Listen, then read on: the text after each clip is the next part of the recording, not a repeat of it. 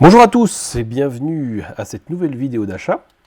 Alors, on commence avec Christine, grand film de John Carpenter, qui date de 1983.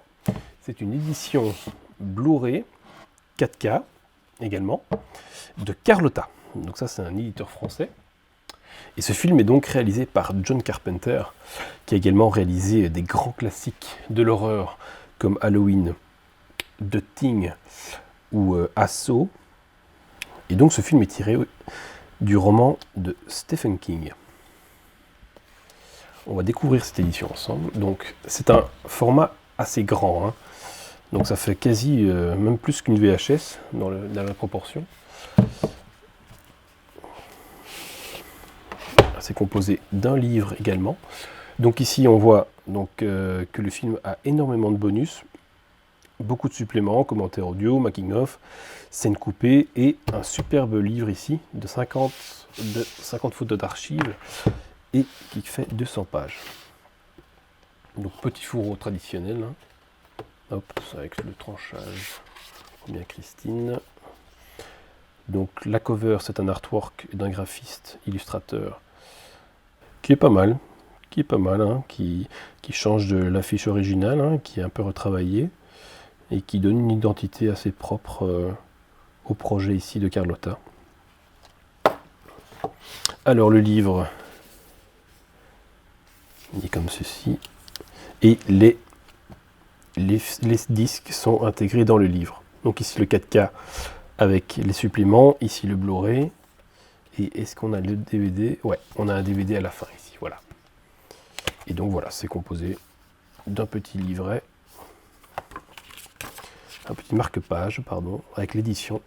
J'ai la 3220.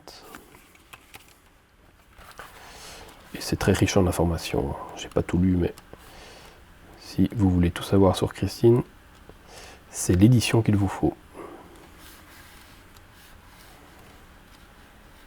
Alors sur Allociné, le film a une note de 3,7 sur 5. Donc les spectateurs sont plutôt enthousiastes avec ce film. Pour moi, c'est un de mes préférés de Carpenter, hein, clairement, avec Halloween. C'est vraiment réussi. Et voilà pour l'édition Carlotta. Une édition qui, je ne sais pas s'il est en rupture de stock, mais il faut vraiment se jeter dessus. C'est un très bel objet. Voilà pour Christine. Ensuite, on a un DVD, un film assez classique des années 90. C'est Johnny Mnemonic avec Keanu Reeves au début de sa carrière. C'est en 94. Donc je pense qu'il sortait de Speed. Et donc il nous propose ici un film de science-fiction qui est réalisé par Robert Longo, qui n'a plus réalisé grand-chose par après. Et donc c'est un film de science-fiction que je n'ai pas encore vu, hein, qui je pense a très mal vieilli. Il y a également Dolph Lundgren dans le rôle du méchant.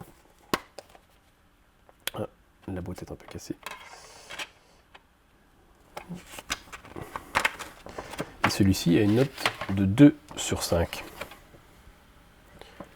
Donc j'ai hâte de voir ça. Et quand tu vois le synopsis, ça commence avec « En l'an 2021, transmettre des informations est devenu dangereux ». Voilà, nous sommes en plein dedans. Donc c'est un film qui a plus de 25 ans.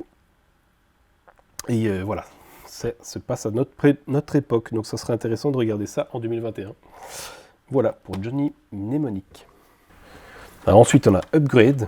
Donc ça c'est un Blu-ray ici américain, hein, qui date de 2018, film de 2018, réalisé par Leigh Whannell, un acteur-réalisateur, hein, qui a également réalisé Invisible Man, et qui est acteur aussi, scénariste, qui a écrit Saw, je pense qu'il a aussi écrit Insidious et Dead Silence, donc un pote de James Wan. Et ce film a une très bonne réputation, il a 4 sur 5 sur Allociné. Et voilà, ça peut être très sympa. Je pense qu'il n'y a pas de bonus, donc c'est une édition assez simple pour un film qui ne l'est pas, je pense. Voilà, donc ça c'est un film à découvrir. Ni homme ni machine, bien plus. Un petit teaser comme ça en mots, c'est intéressant. Ensuite on a L'Ange de la Vengeance. L'Ange de la Vengeance, réalisé par Abel Ferrara. un film américain qui date de 1981. Donc Abel Ferrara, il a également réalisé Bad Lieutenant avec Harvey Keitel. Donc c'est un réalisateur assez connu qui mérite quand même une certaine attention pour les cinéphiles. Ce film a 3,2 sur 5 sur Allociné. C'est en moyenne assez bon. C'est un revenge movie féminin, donc qui fait partie de la gamme Rape and Revenge. Donc voilà, je vois ici des violences, scènes de viol et compagnie. Voilà, c'est un peu juste ici dans la ville, version femme, je pense. Voilà, c'est à découvrir. C'est une bonne cote quand même. Nous avons après Clown. Clown, un Blu-ray réalisé par John Watts, un film américain qui date de 2014. Donc c'est Eli Roth qui produit le métrage. Pour la petite histoire, il faut savoir que John Watts avait réalisé un teaser de ce film, donc plutôt amateur, et il avait mis dans son teaser que c'était réalisé par Eli Roth. Eli Roth est tombé là-dessus, et il l'a contacté, et ensemble ils ont monté le projet. Donc c'est quand même une belle histoire, sachant que maintenant John Watts réalise les Spider-Man Homecoming. Donc c'est vraiment une très très belle histoire de réussite. Et donc Eli Roth, pour ceux qui ne connaissent pas, c'est un réalisateur, producteur, acteur également, qui a réalisé entre autres Hostel et Cabin Fever. Donc c'est plutôt un bon faiseur de films d'horreur. Donc ce film Clown a la note de 2,6 sur 5 sur Allociné. Donc c'est dans la moyenne, mais voilà, je suis assez intéressé de voir ce que ce clown maléfique peut faire. Voilà pour Clown. Ensuite, on a une comédie américaine qui s'appelle American Love, un film américain qui date de 2004. Alors, c'est pas du tout connu, mais moi je suis tombé dessus il y a quelques années à la télé et j'ai vraiment rigolé, car les dialogues, en tout cas la version francophone, est vraiment drôle. Il y a notamment une phrase où il y a un des gars qui dit à propos d'un dragueur: ce mec a vu plus de cul qu'une lunette de toilette. Voilà, ça m'avait fait beaucoup rire, et il y en a beaucoup qui parsèment le récit. Donc c'est avec notamment John Stamos, l'éternel oncle Jesse de la série La Fête à la Maison, également Tara Reid, et peut-être d'autres visages connus, mais voilà, moi je ne les connais pas spécialement, mais voilà, c'est une petite comédie américaine qui mérite quand même le coup d'œil. C'est sur la drague, les relations hommes-femmes, et sur le sexe bien sûr. Alors ensuite on a Les Rivières Pourpres. Donc Les Rivières Pourpres, c'est donc un film français qui date des années 2000, je crois que de 2000 précisément. Donc réalisé par Mathieu Kassovitz, qui nous a déjà fait pas mal de bons longs métrages comme La Haine ou Gothica. Et donc ce film a la note de 3,4 sur 5 sur Allociné, donc c'est plutôt un film qui est presque rentré dans les classiques. Et pour la petite histoire, ce Blu-ray est défectueux. Donc grâce à l'application BR Diagnostic, j'ai pu envoyer un petit mail à Gaumont qui m'ont expliqué la procédure d'échange. Et après 3 semaines, un mois, j'ai pu recevoir mon disque qui fonctionne maintenant parfaitement dans une autre pochette. Voilà le petit disque en question qui fonctionne parfaitement. Et ils nous ont joint un petit message avec ça en nous disant voilà, qu'ils avaient le plaisir de nous faire parvenir le Blu-ray d'échange. Donc voilà, c'est une belle histoire pour ce film qui mérite quand même une belle attention et un bel écrin. Donc je garde mon petit fourreau et voilà, j'ai en plus une pochette classique à marais. Ensuite on a De Marine 2. De Marine 2, c'est un film américain qui date de 2009, réalisé par Roel Rainey, qui a également réalisé Chasse à l'homme 2, qui est vraiment pas terrible, hein, à part quelques fights avec Scott Adkins. C'est plutôt un réalisateur qui réalise beaucoup de suites de films connus, mais qui n'arrive pas vraiment à se démarquer. Hein. Et donc De Marine 2, je pense que c'est pas mal, hein, c'est une note de 2,4 sur 5. Je crois que c'est le film bourrin par excellence. Le 1 était vraiment sympa dans le divertissement popcorn. Et donc celui-ci, c'est aussi une star du catch, hein, comme John Cena du premier, Ted DiBiase. Et je crois qu'il y en a eu plein, des marines. Il y en a 3, il y a 4, il y a 5 peut-être même. Mais voilà, je vais déjà voir ce que vaut le 2. La suite, c'est un grand classique du film d'horreur pour moi.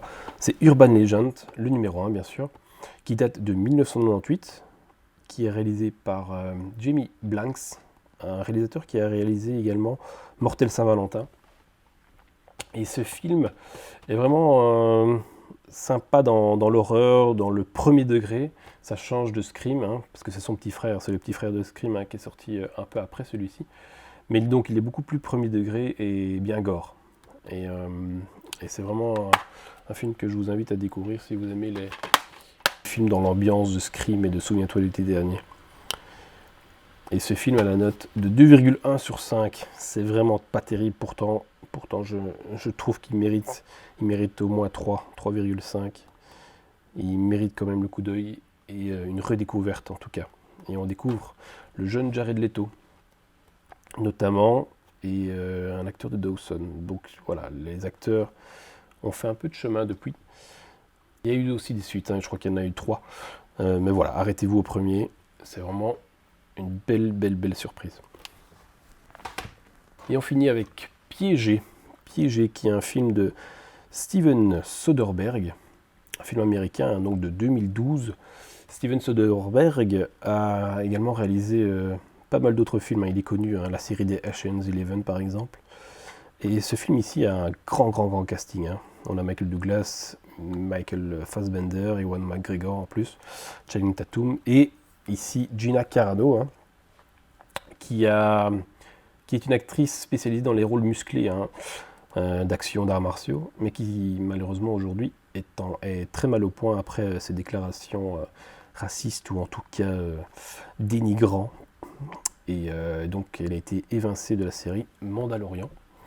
Mais voilà, ce film Piégé, je pense que c'est un bon plaisir coupable. À voir ce que ça donne sur un home cinéma et ma télé. On verra s'il y a pas mal d'action et de rebondissements. Mais voilà, je pense ne pas être déçu avec ce film Piégé. Et voilà, et c'est ici que se termine cette petite sélection. Je vous retrouve très vite pour une nouvelle présentation d'achat. Excellent week-end, à bientôt.